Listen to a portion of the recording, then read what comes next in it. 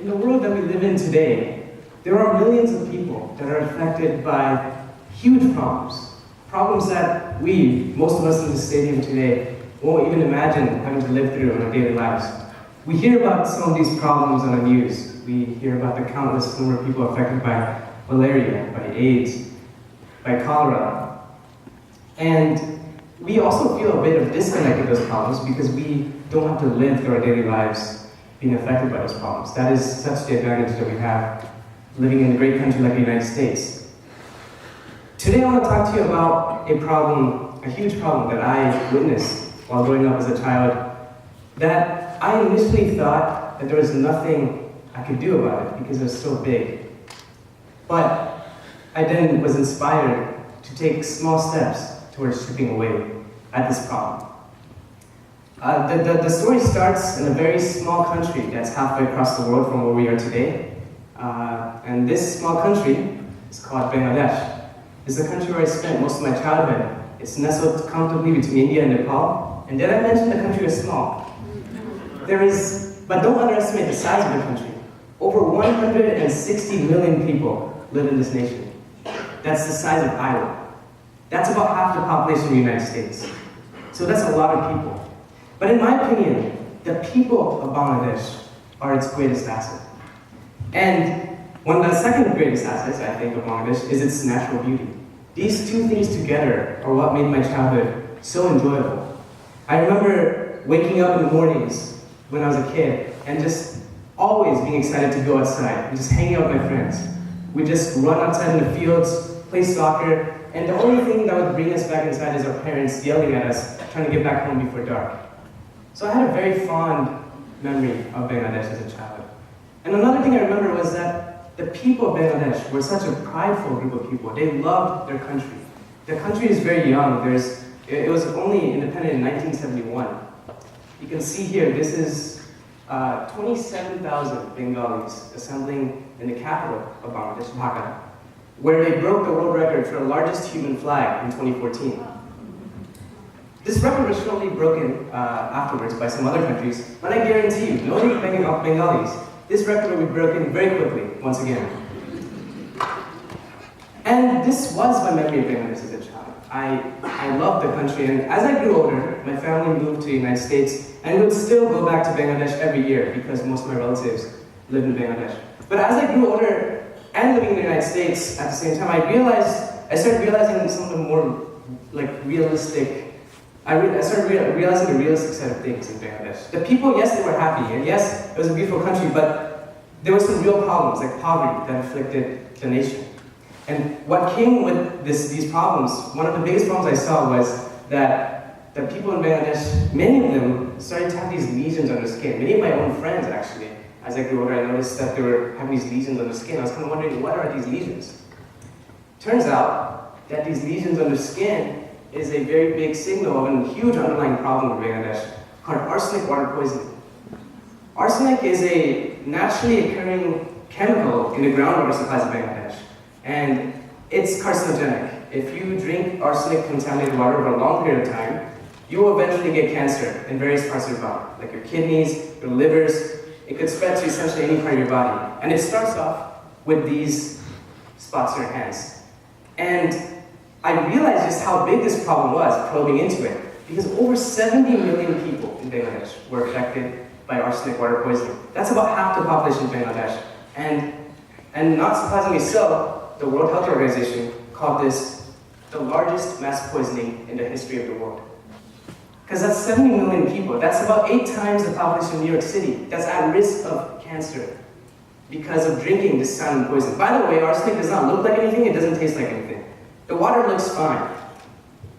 So I was overwhelmed by taking in this information because when I was a child, Bangladesh, the image of Bangladesh in my head was that it was a beautiful country and the people are happy and that was largely true. But as I grew older, I realized that the people were suffering. They were suffering from this problem. And growing up with these people, I felt that I had a responsibility to try to do something about it. But what could I do? This problem was so big, 70 million people. And initially I was like, there's nothing I can do about this. But I felt so responsible. Like I just felt this feeling inside me that I had to do something. That I started thinking about it one step at a time. Why is this problem happening? Are there any solutions to this problem right now? And if there are, why aren't those solutions working? It turns out that there was a solution in Bangladesh. There's the Sauna water filter, which was a filter in Bangladesh at the moment that removed arsenic from the water. The Sauna water filter actually worked very well, but the biggest problem is that it costed over $60 US, whereas the average person in Bangladesh made $2 to $3 a day. And I was wondering, why is this so expensive? I mean, it's just 2 buckets. It doesn't even look that good. Where's the cost coming from? Turns out that the filter made use of a very special part called the iron composite matrix that was patented. And it costed money to be able to use that part in every filter. It drove the prices of every unit up. So it was then that I was inspired. Why not build up my own design of a filter that would make use of open source materials? Materials that anyone could use, that are affordable, that are locally available, that could be easy to make, and that also probably look better. I did a lot of research, and long story short, I came across a resource called the yellow sands. These sands in Bangladesh were rich in iron, and they were capable of removing arsenic from the water, and they're widely available. Nobody can patent these things. So I was like, how can I use these sands? I came up with my own design of a unibody filter design, and I built up a prototype within the kitchen of my home in Dallas. And it doesn't look pretty, but this is kind of what I took to various science fairs that were going on in the area. And surprisingly enough, I was surprised that people even took me seriously, but the EPA, the Environmental Protection Agency, gave me their wholehearted support on taking this filter to the next level. It was then I realized that this is no longer just a dream. I actually had the power in my hands to really make this happen. So I fundraised a lot of money within my community that summer, and I started a nonprofit organization called ICOMI. The mission of ICOMI was to provide affordable drinking water to as many people as possible. We partnered up with a larger nonprofit organization called the Sabrina Memorial Foundation, which was, at the time, doing a lot of work in Bangladesh with healthcare and education. Together we partnered up to help solve this big problem with water contamination.